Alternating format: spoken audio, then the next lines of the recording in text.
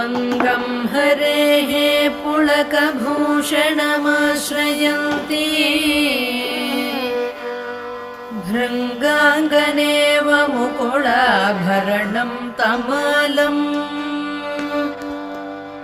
अङ्गीकृताखिलविभूतिरपाङ्गलीला माङ्गल्यदास्तु मम मङ्गलदेवतायाः